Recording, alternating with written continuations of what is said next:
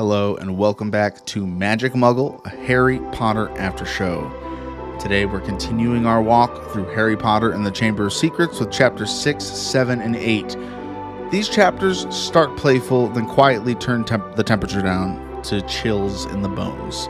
We meet a celebrity professor who's all shimmer and no substance. We see Prejudice step out into the open, and we end the night in a cold glow of ghostly celebration. Is it Halloween yet? It's almost there. We're almost lining this up.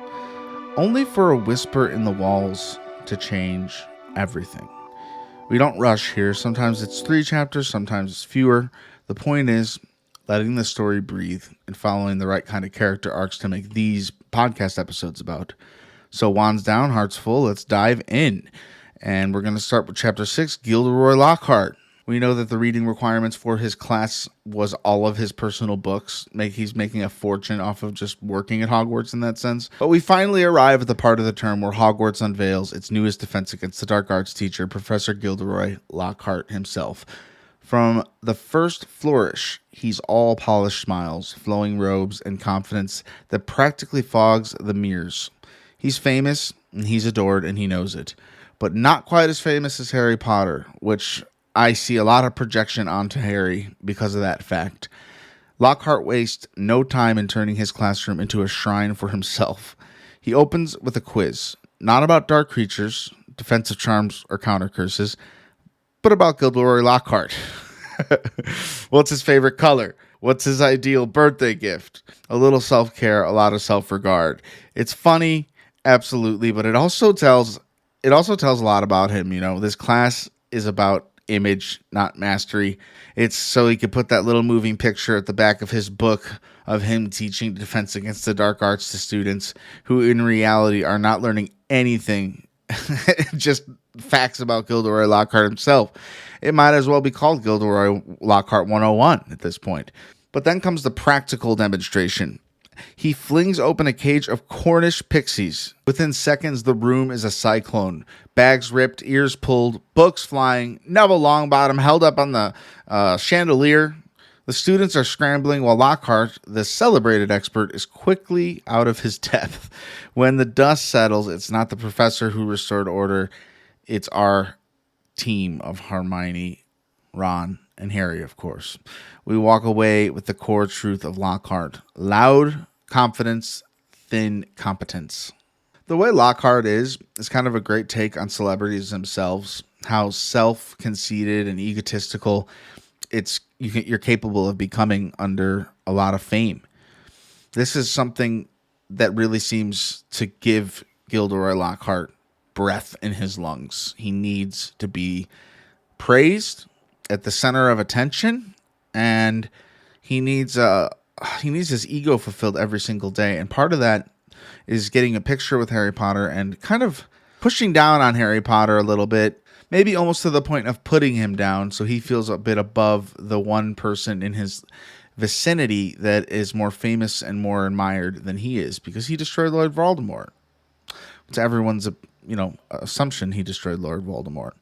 I don't know why I'm calling him Lord Voldemort. I'm like giving him the lordly title. I think Lockhart also represents ego in general.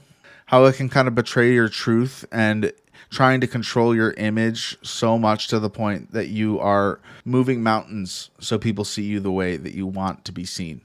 But I say there's little sympathy I give to this man. He is very cocky and he's very annoying. And from the very start, we're meant to feel that about him. I won't go too far into Lockhart much more because there's definitely more to come from him in this story.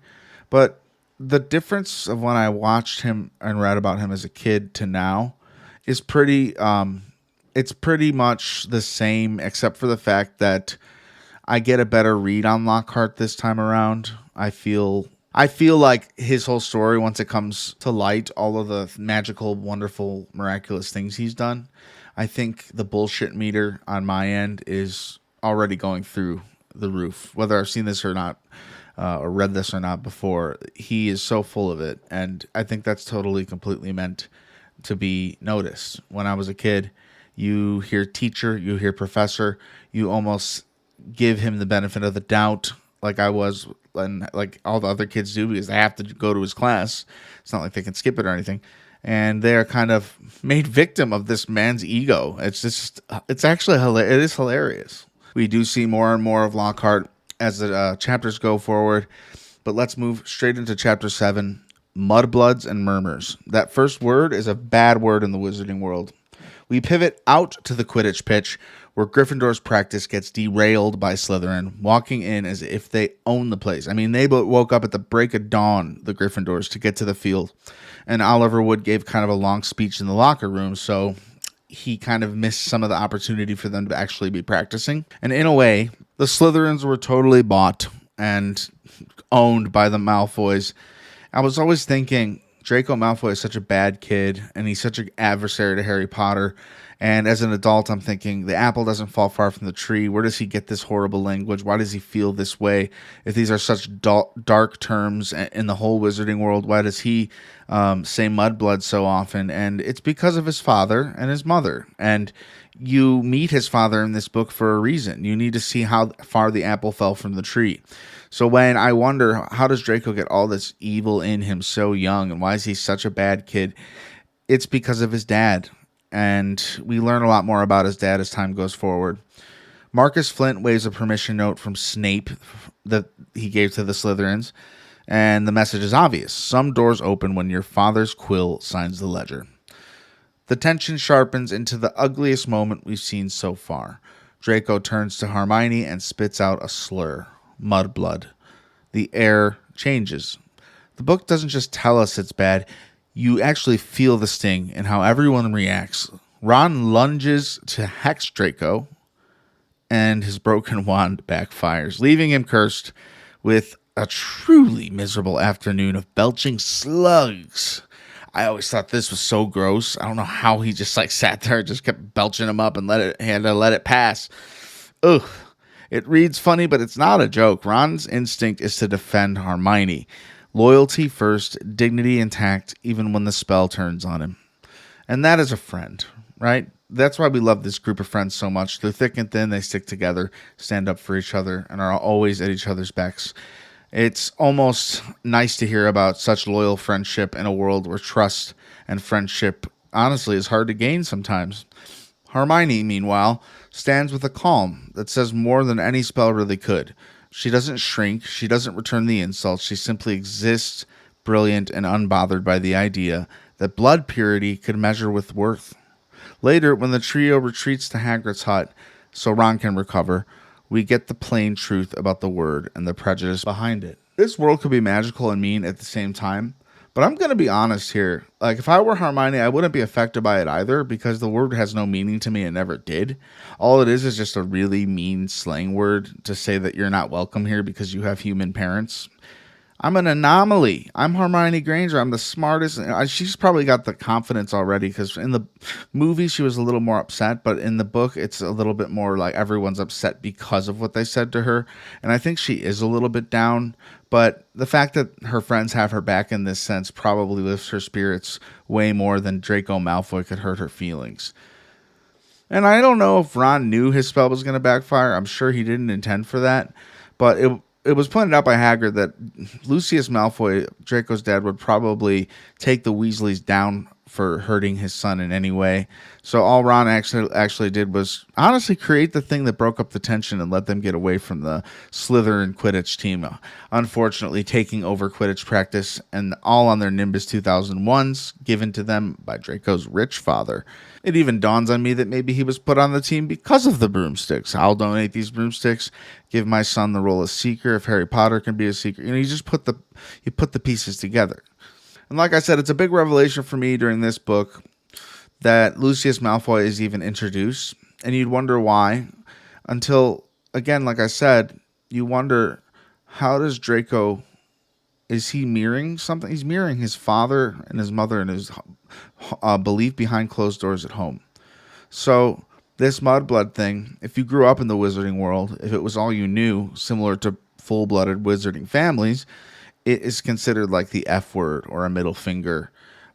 But it's something they can snicker about all they want all day long. It doesn't make them any better. and it's just a word. Similarly like Voldemort to Harry in the first book.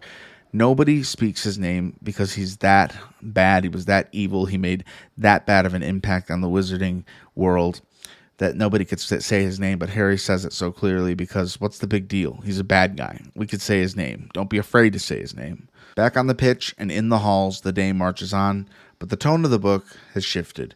There's a crack in the bright surface and something colder is seeping through. Bringing us to Chapter 8, The Death Day Party. Rain, mud, and the ordinary mess of school life lead Harry straight into Filch's crosshairs.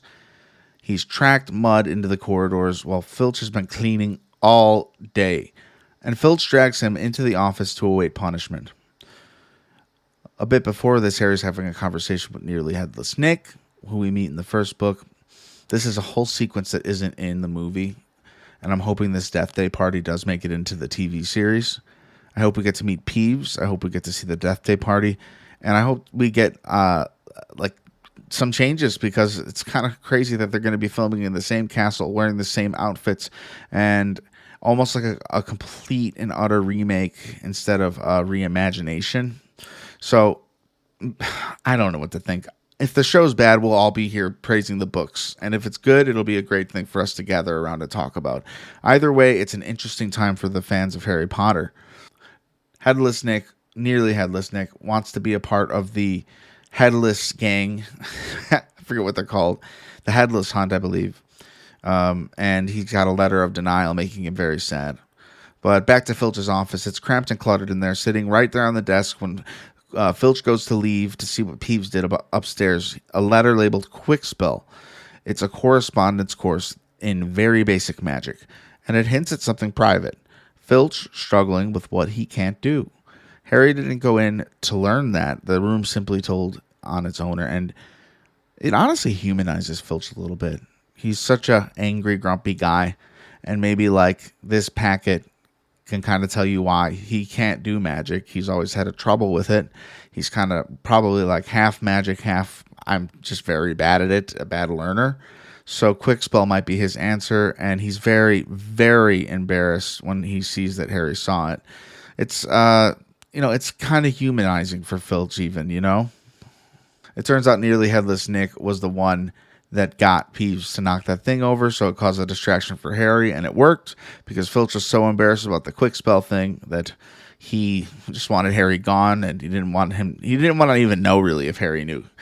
He almost said, "Don't tell anyone, but not that you know." Again, putting a likeness to a character that you think is just a mean old grumpy guy, seeing a little bit of the why and all that is pretty cool. It turns out that Nick is brooding over this rejection, like I said, this letter from the Headless Hunt, who won't admit him because his head is not off. He's nearly headless. He's not Headless Nick.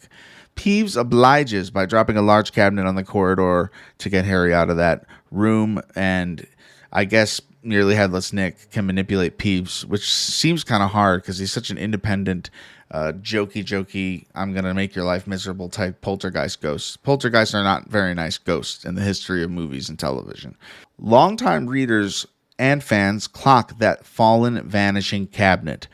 But for first-time travelers, this is just a clever mess.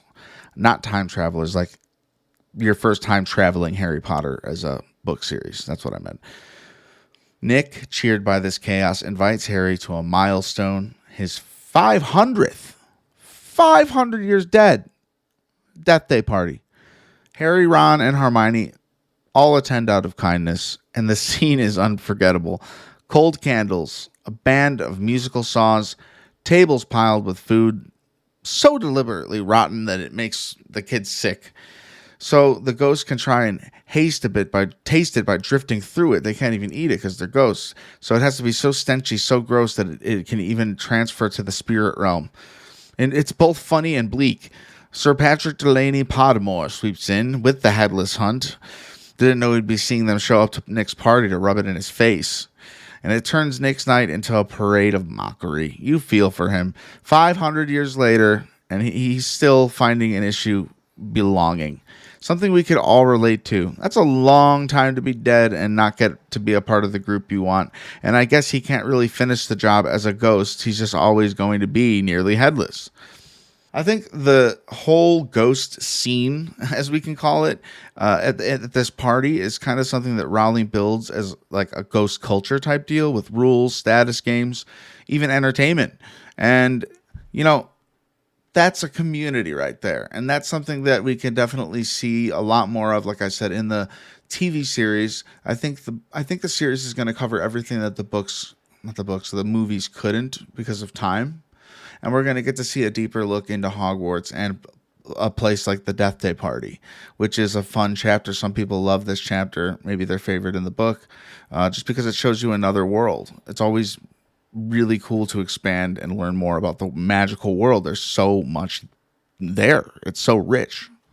The trio finally peels away, not having to be a part of the Death Day Party all night, teeth chattering and lured back toward the warmth of the Halloween feast. Even you as a reader/viewer knows that they have a nice big Halloween feast, and it looks delicious.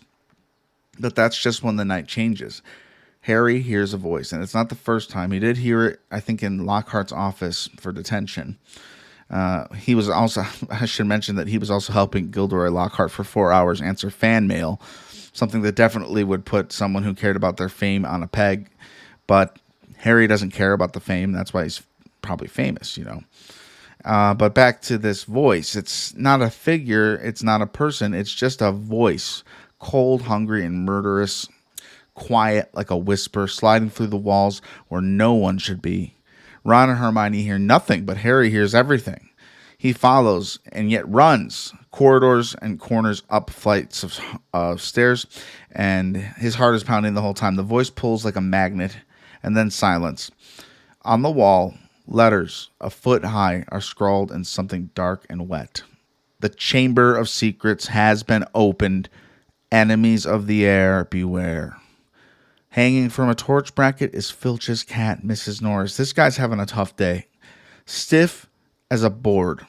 Her eyes are wide and glassy and petrified and near a pool of water. There's little hints scattered throughout this here. That's where the chapter actually leaves us. We see the reaction of the student body and leaving the Great Hall from their feast, and a giant crowd gathers to see that the chamber has been opened. We get one more little, mudbloods are next from Malfoy. He's not afraid using that word this year. He probably got high off of saying it to Hermione and getting away with it earlier. Karma better come back to Draco Malfoy. He's being a bad person. But again, apple doesn't fall far from the tree. This is a beautiful cliffhanger. I think it's meant to be where you close the book for a couple hours and just ponder, what is the Chamber of Secrets? What does it mean for it to be opened? It's kind of interesting how comedy and creepiness traded places across one evening, and why ending it here is just the perfect lights out for our Saturday listen. And that was Death Day Party. Let's get to our closing thoughts, shall we? Across these chapters, Hogwarts does feel full and alive, and sometimes too alive. Lockhart shows us how fame can be empty calories, and the Slytherin brooms show how money tries to rewrite merit. Draco's slur drags prejudice into daylight, and Ron's loyalty rings louder than the backfiring wand. It was all about the thought. The Death Day Party is a whole other society under the same roof, and it's sad and silly all at once. And then the voice in the wall arrives. We are not at a cozy school story anymore. We are at a murder mystery? Is the cat murdered, or what's the deal? We don't know yet. Next time, the mystery deepens from rumor to reality. This has been Magic Muggle, a Harry Potter Aftershow. It is my pleasure to have been here with you today. I greatly thank you for coming by and listening. I hope you enjoyed this episode. Just for reference, Marvel Maniac and MCU Aftershow is my other weekly podcast. We post 2 episodes a week. Meet us there. We got a link tree in the description of this episode. You can find me on all my socials. Make sure you follow me so you can get updates and you can know when there's going to be changes, or just hear the preview of our latest episodes. And we're trying to build a community. If you'd like to support the show, we have a tip jar in our About section. Never expected, but always appreciated. And I'm very happy to have talked Harry Potter with you today. I hope you have a wonderful week. And until next time, wands down, hearts full.